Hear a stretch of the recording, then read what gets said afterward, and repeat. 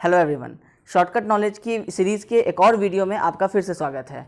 आज हम लोग बात करेंगे कॉलम डिटेलिंग के बारे में कि कॉलम डिटेलिंग क्या होता है, साइट पे रेनफोर्समेंट किस तरह से प्रोवाइड करते हैं, डिज़ाइन इंजीनियर जब ऑफिस में रेनफोर्समेंट प्रोवाइड कर रहे होते हैं तो किस तरह से प्रोवाइड कर रहे होते हैं। ये सारी चीज़ें हम लोग बात करेंगे आज कॉलम डिटेलिंग के अंदर में। अब सबसे पहले आप देखिए, ये आपका एक कॉलम का प्रोफाइल है, एलिवेशन कह सकते हैं आप इसको, कि कॉलम का एलिवेशन है। ये हमारा ग्राउंड फ्लोर है, ये फर्स्ट फ्लोर है और ये सेकंड फ्लोर है। इसके ऊपर हमारा रूफ है। अब ये हमारा नीचे का फुटिंग है, मतलब यहाँ पे हमारा कुछ फ्लोर लेवल है। ये वाला जो है ये हमारा ग्राउंड फ्लोर लेवल है, ये हमारा फर्स्ट फ्लोर है और ये हमारा सेकंड फ्लोर है। ठीक है। अब सबसे पहले डिज़ाइन कैसे होता है, जो डिज़ाइन ऑफ आरसीसी स्ट्रक्चर जो स्टूडेंट पढ़ चुके हैं उनको ये पता होगा कि कॉलम का डिज़ाइन किस तरह से किया जाता है। जो सारे लोड्स कॉलम के ऊपर एक्ट करते हैं, उसके बाद हम उनका जब PU बाई FC के BD निकालते हैं, MU बाई FC के BD स्क्वायर निकालते हैं, उसके बाद फिर हम लोग उससे निकालते हैं कि एरिया रिक्वायर्ड कितना आता है, कितने मोमेंट के लिए कितना हमें स्टील प्रोवाइड करना है। तो फॉर एग्जाम्पल जो आपका सबसे बॉटम में है, अगर हम सिर्फ लाइव लोड डेड लोड की बात करें तो हम ये एज्यूम कर सकते हैं कि जो बॉटम में वो हमारा सबसे मैक्सिमम रेनफोर्समेंट रिक्वायर्ड होगा। तो हम लोग ऐसा एज्यूम करते हैं कि मैक्सिमम में जो बॉटम में जो रेनफोर्समेंट रिक्वायर्ड है वो है हमारा 2250 mm स्क्वायर। ये है हमारा AST, area of steel reinforcement required. ठीक है, ये हमें प्रोवाइड करना है 2250 mm स्क्वायर, ये हमें ग्राउंड फ्लोर में प्रोवाइड करना है। फिर हमारा फर्स्ट फ्लोर पे फॉर एग्जांपल आया AST, इसका नाम हम लोग दे देंगे, ये AST 1 है, ये आया AST 2। ये रिक्वायर्ड हुआ आपको 1400 mm स्क्वायर, और उसके ऊपर हमारा रिक्वायर्ड हुआ यहाँ AST 3 नाम देंगे हम इसको, ये हमारा आ रहा है रिक्वायर्ड 700 mm स्क्वायर। ठीक है, ये हमारा रिक्वायर्ड आ रहा है। अब इसके हिसाब से हमें स्टील प्रोवाइड करना है। अब स्टील किस तरह प्रोवाइड किया जाता है, तो सबसे पहले एक चीज़ तो हमेशा पता होना चाहिए कि जो भी हमारा AST रिक्वायर्ड होगा, प्रोवाइडेड जो स्टील होगा वो तो इससे एटलीस्ट 1 mm स्क्वायर ज़्यादा सही लेकिन देना पड़ेगा। मतलब 2250 का 2251 मिनिमम, 1400 का 1401 और 700 का 701 mm स्क्वायर, ये तो मिनिमम रिक्वायरमेंट है। अब इसको कैसे पूरा करेंगे, इसके लिए आप एक टेबल आपको यहाँ पे बता रहे हैं। जो हमारा जो स्टील होता है, जैसे 12 mm का स्टील हुआ, 16 mm का हुआ, 20 mm का हुआ, 25 mm का हुआ, तो जो 12 mm के अगर हम एक बार का एरिया निकालें तो 12 mm इसका डायमीटर है, और इसका जब हम π/4d स्क्वायर करेंगे तो ये अप्रॉक्स आपको 110 mm स्क्वायर आएगा राउंड फिगर्स में। 16 का आएगा आपको 200 mm स्क्वायर, 20 का 313 mm स्क्वायर और 25 का 490 mm स्क्वायर। ये हमारा एक बार का एरिया है। अब हमारा रिक्वायर्ड आ रहा है 2250। अगर हम 20 का बार डिसाइड करते हैं कि हम इन 8 बार्स को हम 20 का, ये हमारा कॉलम का इसी एरिया का, ये इस अगर हम ग्राउंड फ्लोर की बात करें तो ये इसका क्रॉस सेक्शन है, ये वाला क्रॉस सेक्शन हमारा फर्स्ट फ्लोर का क्रॉस सेक्शन है और ये वाला क्रॉस सेक्शन सेकंड फ्लोर का क्रॉस सेक्शन है। किसी भी पॉइंट से अगर हम एक क्रॉस सेक्शन इस तरह से देखेंगे तो ये हमारा क्रॉस सेक्शन है। ठीक है, इसके बाद अब हम अगर डिसाइड करते हैं कि हम 20 mm का बार प्रोवाइड करेंगे तो 20 mm का बार का एरिया कितना होता है 313। तो हम अगर 8 बार्स प्रोवाइड करेंगे तो ये इसको क्रॉस कर जाएगा, 7 बार्स प्रोवाइड करेंगे तो नहीं क्रॉस करेगा, क्योंकि तब ये आपको हो जाएगा 2191 mm स्क्वायर। तो हम 8 बार्स हमें प्रोवाइड करना पड़ेगा। तो ये हमने प्रोवाइड किया 8 20 के बार्स, तो ये 1 2 3 4 5 6 7 8 बार्स आपको प्रोवाइड हो गए हैं 20 mm के। ठीक है, ये ग्राउंड फ्लोर का कंडीशन सेटिस्फाई हो गया। अब हम आएंगे फर्स्ट फ्लोर पे। फर्स्ट फ्लोर पे हमारा रिक्वायर्ड जो था वो 1400 mm स्क्वायर ही था सिर्फ। तो इसका क्या मतलब है कि अब हम यहाँ से ग्राउंड फ्लोर में जो रेनफोर्समेंट प्रोवाइड कर रहे हैं, जो 820 के बार्स प्रोवाइड किए हैं, हम इसको फर्स्ट फ्लोर पे कम कर सकते हैं। या तो हम 8 बार्स को कम कर देंगे या फिर हम 20 के डाया को कम कर देंगे। तो अभी हमने इनिशियली एज्यूम किया कि हम 8 बार्स ही रखेंगे, बट हम उसको 16 mm का कर देंगे। ठीक है, अब 16 mm का जब करेंगे तो 16 का एरिया रिक्वायर्ड है 200 एक का, तो 200 × 8 करेंगे तो 1600 प्रोवाइडेड हो जाएगा, जो कि हमारा ठीक है, सेटिस्फाइड है कि 1400 रिक्वायर्ड, हम 1600 प्रोवाइड कर रहे हैं। कोई ज़्यादा बड़ा इश्यू नहीं है इसमें, क्योंकि बहुत ज़्यादा मार्जिन भी नहीं रखना है। 1400 है तो 2100 हमें प्रोवाइड नहीं करना होता है, तो 1600 ओके है। लेकिन ये तो सारा हुआ जो हम मिनिमम रिक्वायरमेंट के हिसाब से बात कर रहे हैं। अब हमारा एक IS कोड है IS 13920 13920। तो IS 13920 ये हमारा डक्टाइल डिटेलिंग में डील करता है।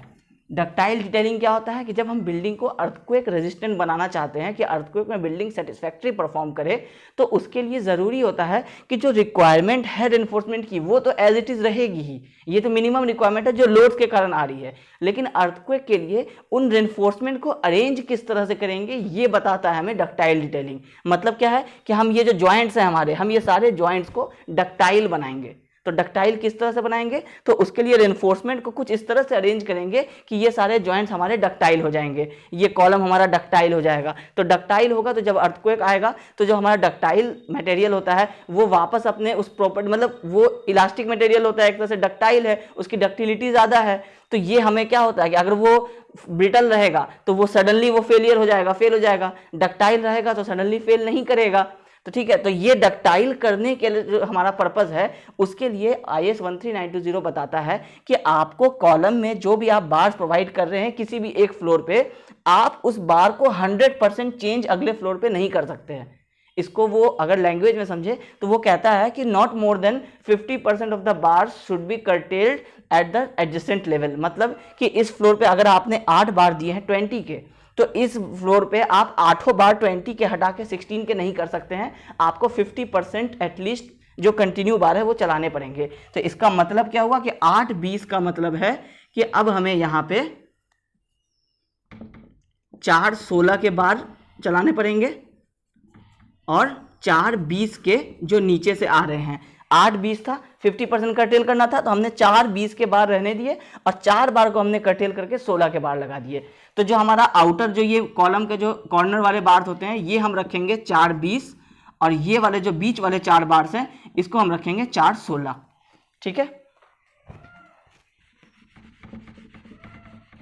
अब ये हो गया हमारा डक्टाइल डिटेलिंग के हिसाब से डिटेलिंग। आज अब क्या रिक्वायर्ड है ये तो सेटिस्फाई वैसे भी हो रहा है, क्योंकि ये तो अगर हम 8 बार 16 के प्रोवाइड करते ये तो भी सेटिस्फाइड होता, लेकिन तब डक्टाइल डिटेलिंग सेटिस्फाइड नहीं हो रहा था। तो डक्टाइल डिटेलिंग को सेटिस्फाइड करने के लिए हमने 4-20 के कंटिन्यू चलने दिए जो नीचे से आ रहे थे और 4-16 को हमने चेंज कर दिया। अब इसके बाद इस वाले फ्लोर की अब हम बात करें, अब इसकी बात हो गई। अब हम जब इस पे बात करेंगे तो अब हमारे पास 4-20 और 4-16 चल रहे हैं, 4-20 के और 4-16 के बाद यहाँ पे चल रहे हैं।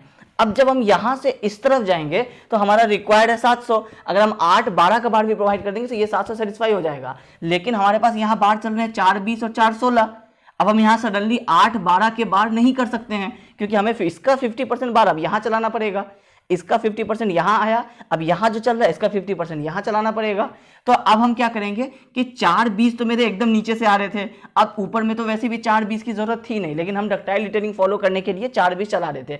अब हम इस फ्लोर पे क्या करेंगे, 4-20 को स्टॉप कर देंगे, 4-16 मेरे कंटिन्यू चलते रहेंगे। अब हम क्या करेंगे कि 4-16 जो 20 वाले बार आ रहे थे उसमें अब हम लैप लगाए थे 16 का, अब 16 वाले बार में हम लैप लगा देंगे आपको 12 का। तो अब यहाँ क्या हो जाएगा, 4-12 और 4-16 आ जाएगा।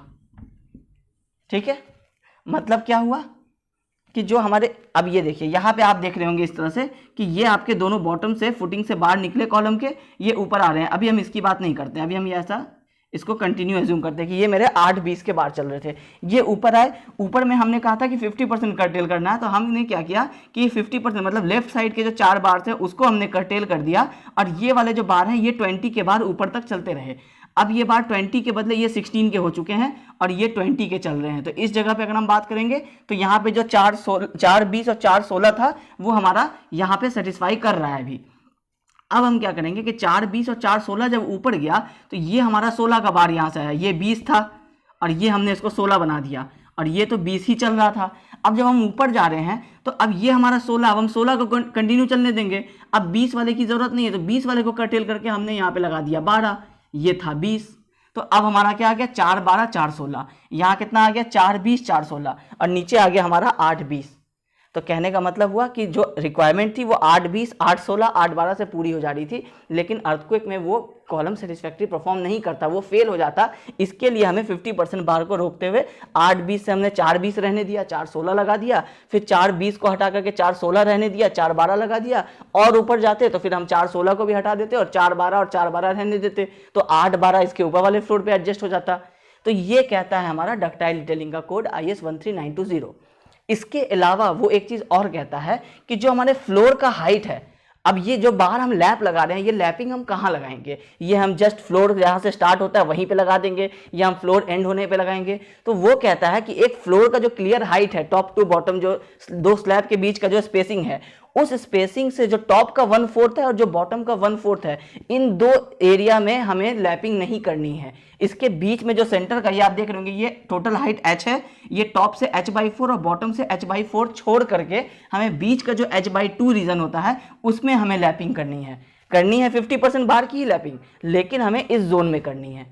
तो ये चीज़ों को भी साइट इंजीनियर को पता होनी चाहिए, ये चीज़ें कि हमें बार कहाँ पे लैप लगानी है। कई बार आपने देखा होगा कि आप अगर सिर्फ अभी ग्राउंड फ्लोर बना करके छोड़ दिए हैं और उसमें से आपने कॉलम्स के बार छोड़ रखे हैं, तो वो इतने कम छोड़ रखे होते हैं कि जब हम ऊपर से दूसरा स्ट्रक्चर वापस जब कॉलम को एक्सटेंड करते हैं तो उसके बार आपको यहाँ पे ही कहीं पे आके लैप होते हैं। तो ये हमें नहीं करना, हमें इतने बार्स रखना है सेटिस्फैक्ट्री पहले से ही कंस्ट्रक्शन, फ्यूचर कंस्ट्रक्शन को ध्यान में रखते हुए कि जब हम उसका लैपिंग करें तो वो h/4 से बाहर आए, वो h/2 वाले जोन में आए। इससे क्या होगा कि जब अर्थक्वेक फोर्स आता है तो ये joint as a whole move करता है, ये joint as a whole move करता है। तो ये होल कितना दूर तक मूव करता है? बॉटम से भी h/2, h/4 और टॉप से भी h/4, ये इतना दूर का पोर्शन एक साथ मूव करता है।